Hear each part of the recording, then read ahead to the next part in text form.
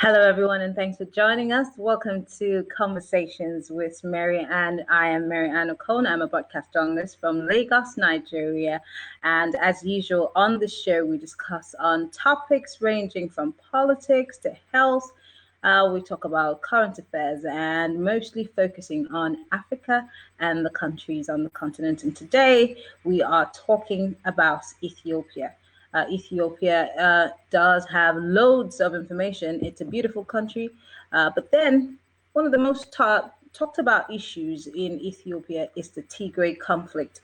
And that has been going on for quite a while. But the most intriguing part of it is that it's not just a conflict that has gone away, but it has, one way or the other, become a case where people are starving to death. Apart from the fact that people are killed, people have become homeless, there is a serious case of famine. Some people would say that saying there is a famine is being insensitive. But of course, there is a food issue, a food crisis in Tigray. And today we're going to be addressing that. My guest is actually joining us live from Sweden, but he is a Tigrayan and he is also a journalist from Tigray. He's going to be, I think I've had him before on this show, but today we're going to be talking about the food crisis in Tigray and what can be done about it. But before I introduce my guest, I'll just like to give you a little more background. The world's most senior humanitarian official at the United Nations Emergency Relief, his name is Mark Lockwalk, said that recording in progress. He said that the world's most senior humanitarian crisis is happening in Tigray, and he spoke about the fact that children are starving to death. He said this at the G7 summit. He actually drew this authoritative assessment of the crisis by a UN-backed integrated food security phase classification. So it's not something that's happening in isolation. There's been several reports coming from Tigray, disturbing pictures, disturbing videos. But again, I am not from Tigray, so my friend Tekle Gabriel Michael is joining us live from Sweden, and he will be giving us some background into it. Thank you very much, Tekle, for joining us.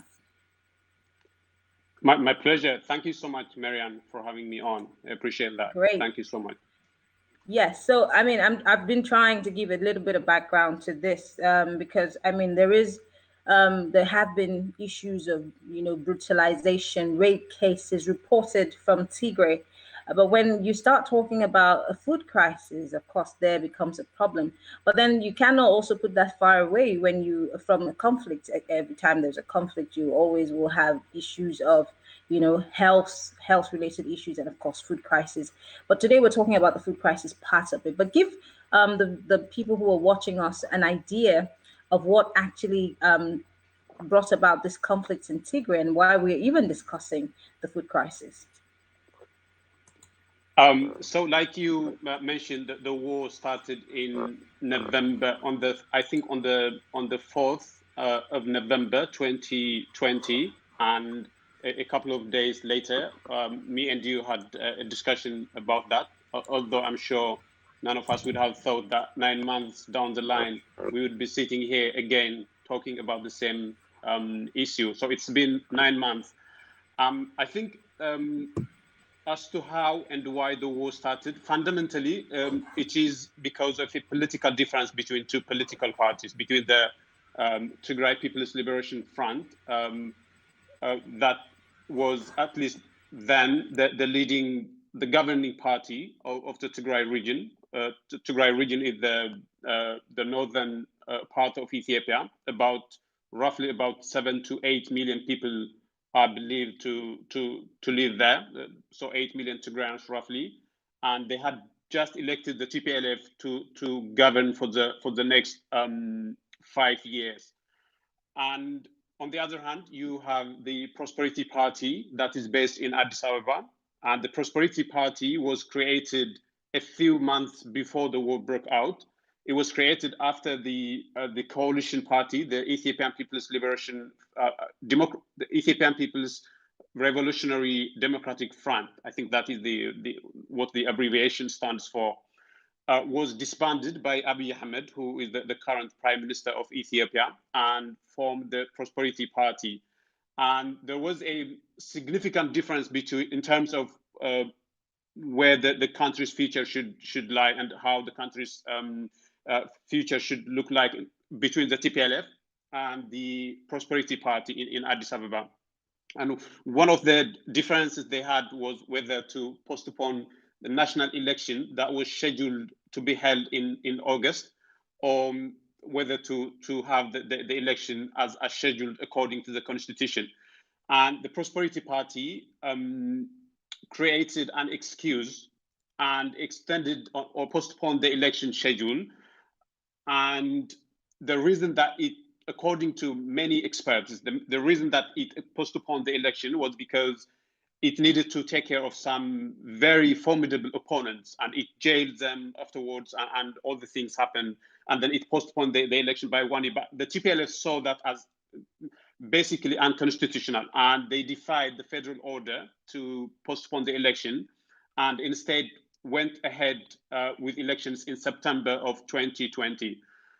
Now, as soon as that happened, as soon as the election was held in Tigray, the war, according to many observers, was always a matter of time. It was always coming. The Prime Minister, Abiy Ahmed, was always going to invade Tigray and arrest the leadership of the Tigrayan People's Liberation Front for defying his orders to postpone the election.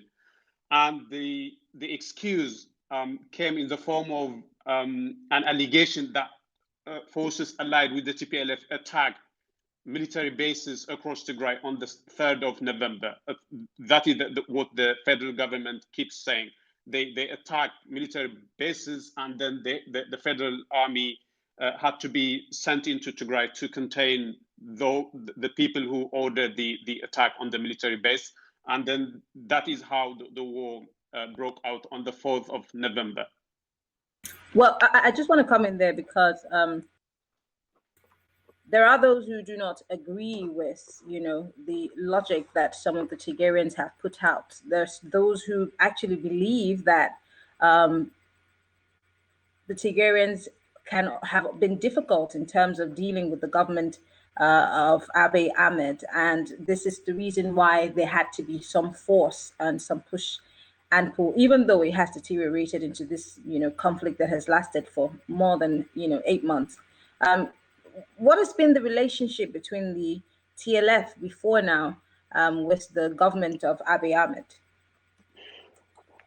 Yeah, I think you are right, and I also agree that many people accuse the TPLF of being stubborn and difficult to the Abiy regime in the months and days leading up to when the war started.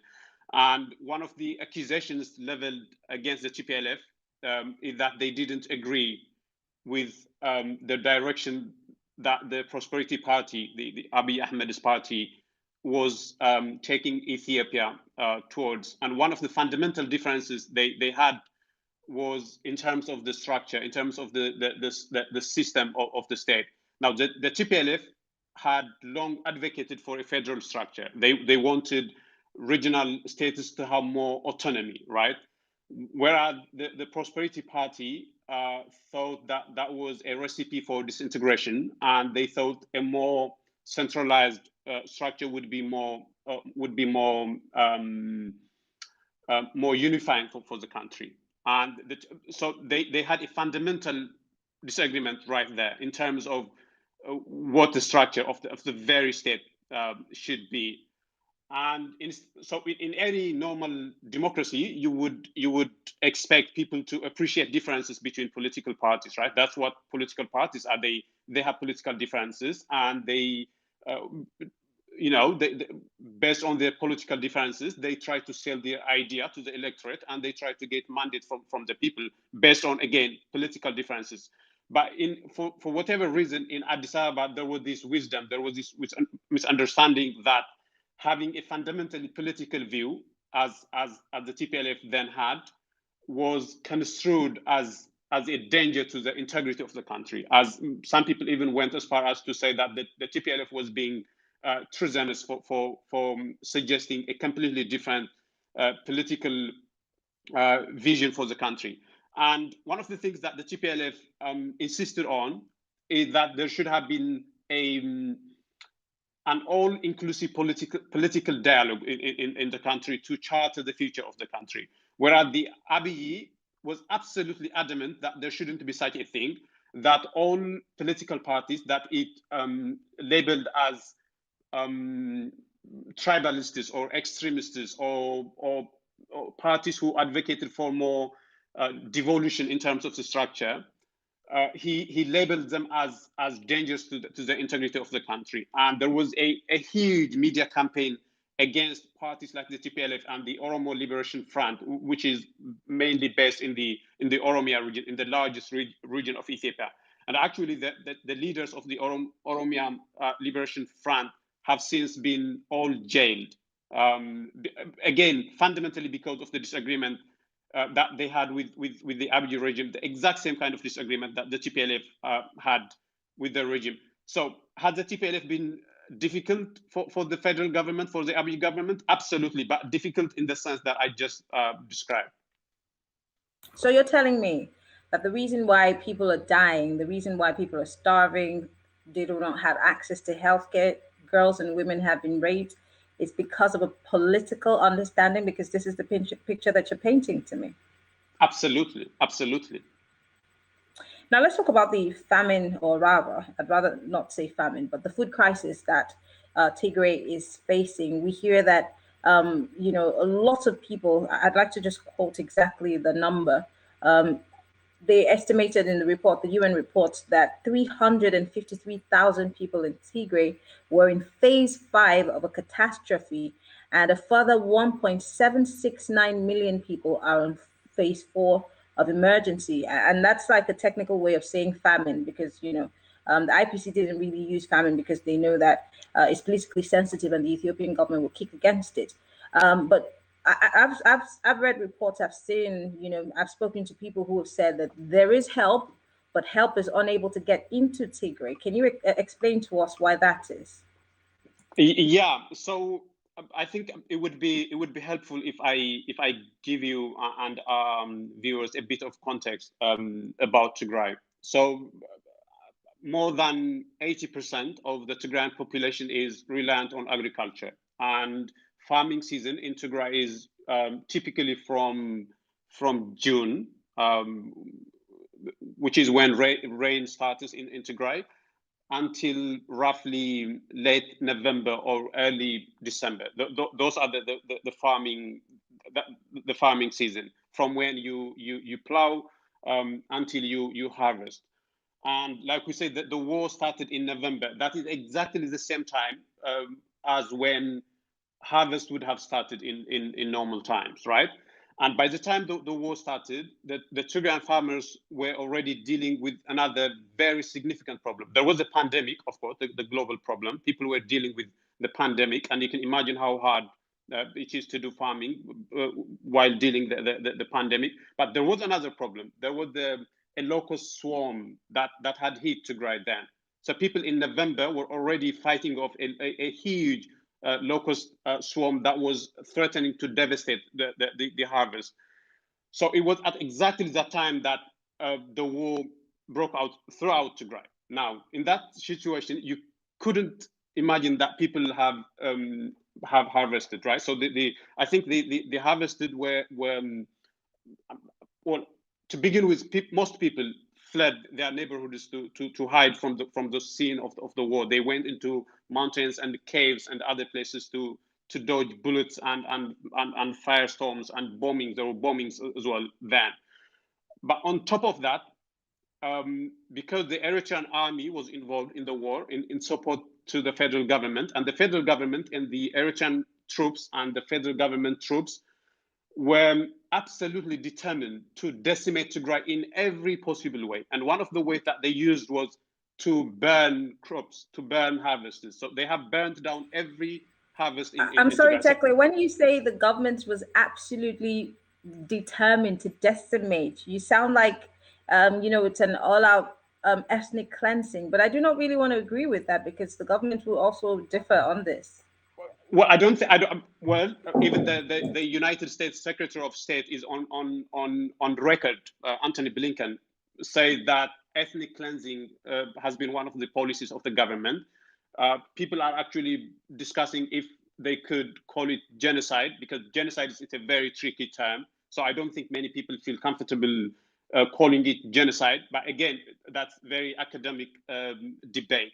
But in terms of burning the crops and destroying the agriculture tools of the farmers, it is on record already. Again, the World Peace Foundation has produced a very thorough and a very meticulous report as to what happened in Tigray. And one of the things that the Eritrean troops did was they butchered all the oxen in Tigray. And usually, well, actually, almost 100% is an ox-driven agriculture that we have. It's a very traditional agriculture in Ethiopia. And if you kill people's animals, you effectively destroy the means by which people do agriculture.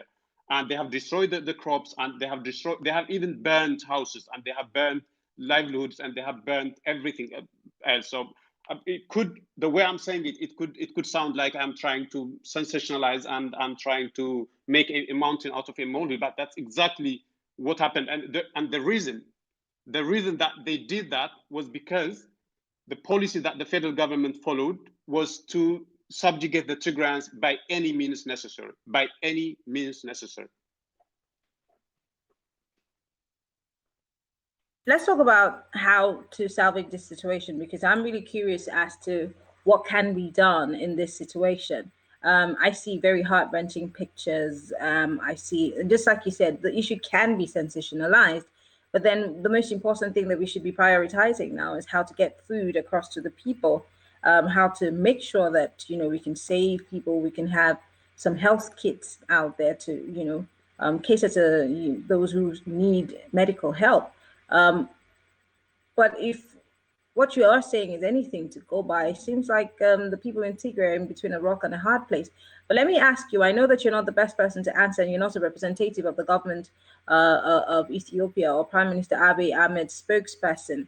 Is there a willingness on the part of the government at the center to come to some form of agreement or compromise so that people can get help, as opposed to what is happening right now? So that, but I think I will. I should tell you a significant development that happened on the 28th of June. So on the 28th of June, the Federal Army was routed out from Tigray. So Tigray now is in the hands of the TPLF allied forces, the Tigray Defense Forces, as they have become to be known as now. So Tigray is now under the Tigrayans. But as soon as he was defeated in Tigray, the prime minister went on TV and blamed the defeat on the people of Tigray. He said that the reason that the federal army had been defeated was because the people of Tigray backstabbed the army. So that's word for word that I'm quoting that the prime minister are saying. And he said again that it wasn't fair. He said it wasn't fair for the federal government to continue to feed the people while they were behind the scene backstabbing the national army, right? And as soon as he left Mekelle, he imposed what people call economic asphyxiation or economic chokehold, where Tigray is totally under siege now. It's totally cut off from the rest of the world, and everything, a bridge or road or whatever that connects Tigray, that used to connect Tigray rather to the other parts of Ethiopia, has been destroyed. And there is only one road now that connects Tigray to the rest of the country, and that is a road from Mekelle to a region called Afar. And that road is now under the control of the federal army, and they wouldn't let aid convoys from Samara, the capital city of the Afar region, to pass to Tigray. So the federal troops, they went outside of Tigray.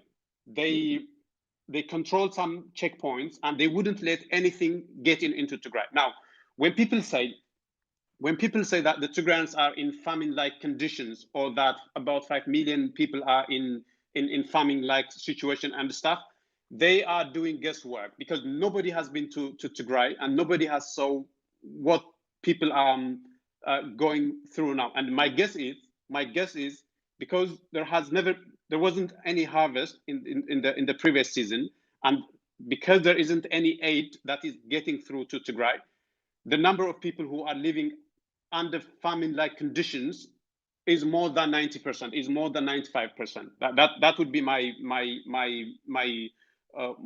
guess, based on looking at all the evidence. Now, the spokesperson of the Prime Minister held a press conference yesterday, and one of the questions that was put to her was if the federal government had any plans to negotiate with the TPLF. And she said two very important things. One of the things she said is because the TPLF has been scarred by an ongoing conflict, people in Ethiopia's Tigray region are now facing another threat: dwindling food supplies. Do you hear me?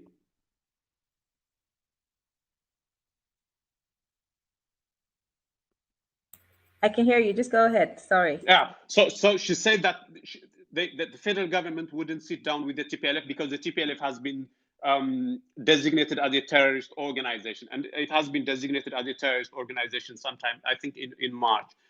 And she also said that she was asked if Sudan or the Prime Minister of Sudan was trying to mediate between the TPLF and the federal government, and she said that they wouldn't accept Sudan as a mediator because, according to her, she said that the relationship between Sudan and Ethiopia is tricky.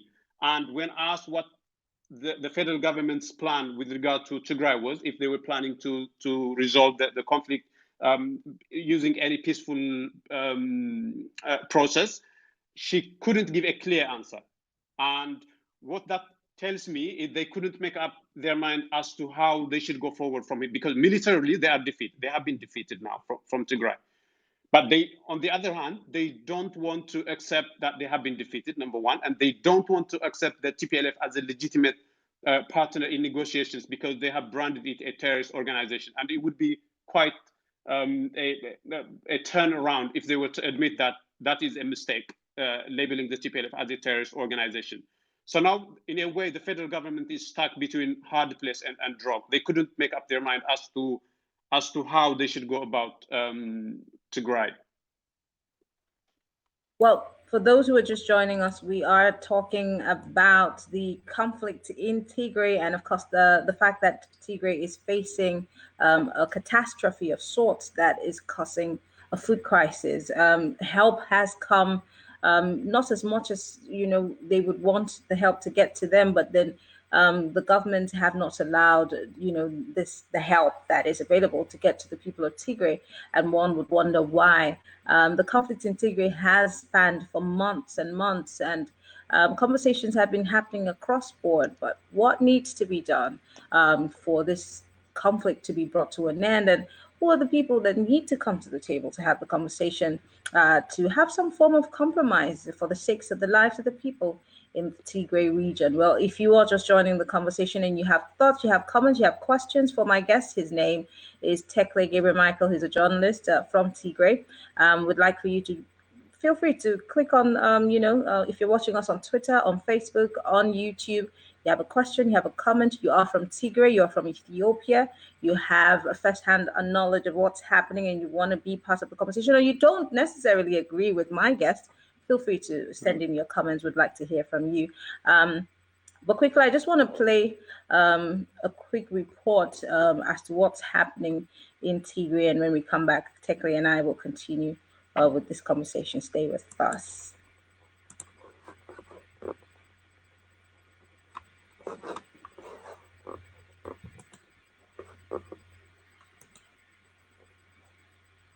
Their lives scarred.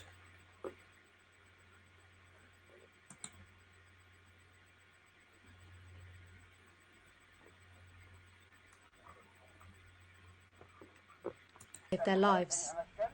Scarred by an ongoing conflict, people in Ethiopia's Tigray region are now facing another threat: dwindling food supplies. Stores are running low, and as planting season approaches, farmers are running out of seeds and fertilizer. Without the supplies, thousands will run out of food as they wait for harvests. And that's why the International Committee of the Red Cross, in partnership with the Ethiopian Red Cross Society, is distributing seeds and fertilizers to 16,000 families in Tigray's central zone. Haragu Tashale is grateful for the help. We are very happy to receive the fertilizers. The land cannot grow crops without fertilizer, and the fertilizers we had were looted.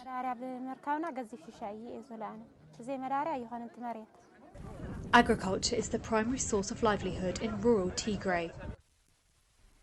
The mountainous area's climate and soil pose significant challenges to farmers who depend heavily on fertilizer.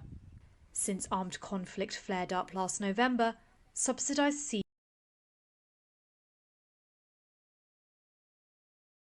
I can see that video actually just, re-emphasizes what you were talking about. The mainstay of Tigray is agriculture, and all of that is being eroded by the conflict.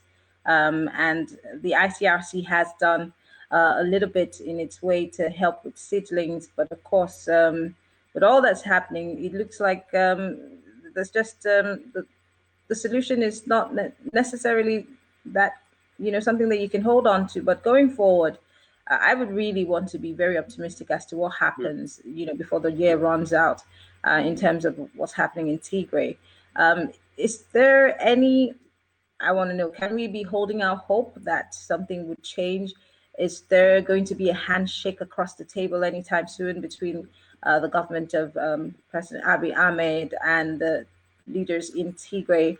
What must be done, and I asked this earlier on, for this conflict to at least be abated or something, at least in the best interest of the people of that region? Yeah. So I would simply echo what the TPLF has put forward. What it called is a demand for a negotiated ceasefire. They have this 7-point demand that they have put forward for a negotiated ceasefire. And some of the points in the demand: number one, they say that all foreign forces that are now in Tigray, and Western Tigray is completely annexed to the neighboring region of Amhara now. The TPLF now demands that the Amhara forces and the Eritrean forces who had been helping them there should leave Tigray. So in a way, they are demanding that there should be a return to the status quo ante November 2020. So that's the first demand that they put. And the second demand is that there should be a guarantee, an ironclad guarantee, that all the individuals who have been responsible for committing atrocities in Tigray, and countless atrocities, horrific atrocities have been committed in Tigray, be held accountable. That is the second demand that they put. And the third, which I think is very relevant to our topic here, Marianne, they say that the siege that has been imposed on Tigray, the communication blackout, all sorts of blackout that have been imposed on Tigray, must immediately be lifted. And then the fourth demand that they put forward is that there should be an all-inclusive political dialogue across the nation, not just between the TPLF and the Prosperity Party, but between all political parties, because a lot of political parties, especially those based in Oromia, their leaders have been jailed, and the TPLF demands that they be released, and that there should be an all-inclusive political dialogue. Now, will the government accept that? I sense that the government is gravitating towards accepting a watered-down version of those demands. And they could, like I told you before, they're finding a way of accepting that without embarrassing themselves, because they don't want to admit that they have been defeated. They don't want to admit that they are dealing with what they called a terrorist organization. So I think that they are trying to maneuver their way around to find a palatable way of accepting the demands. But if we have to be optimistic, and if we could be hopeful, it would be that the government would accept some version, some diluted, watered down version of the demands that the TPLF has made. So we might just see some form of ease in Tigray. The tensions might just die down until the negotiations are foolproof. Yeah, although I would add a caveat. You'll have seen it on the news.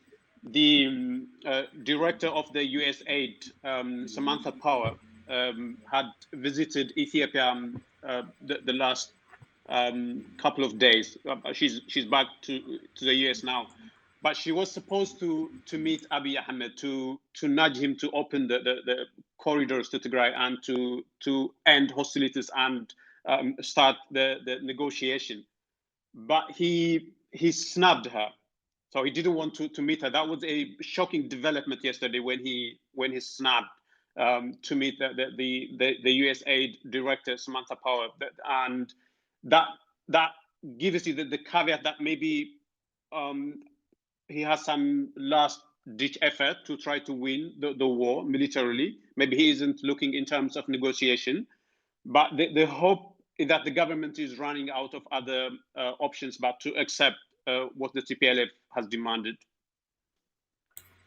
Well, I want to say thank you, Tekle, because we're almost out of time.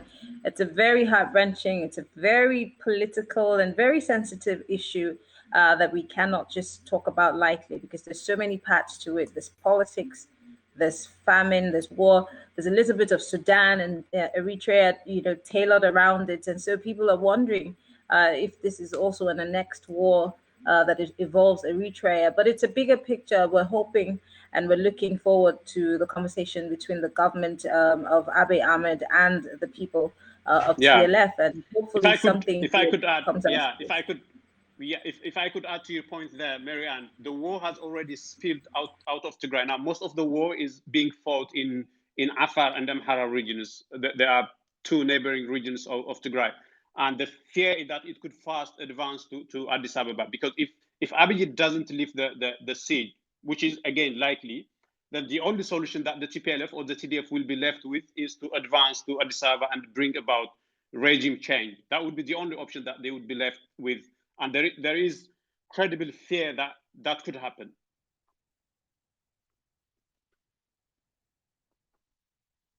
Let's hope that doesn't happen anytime soon, and hopefully the conflict is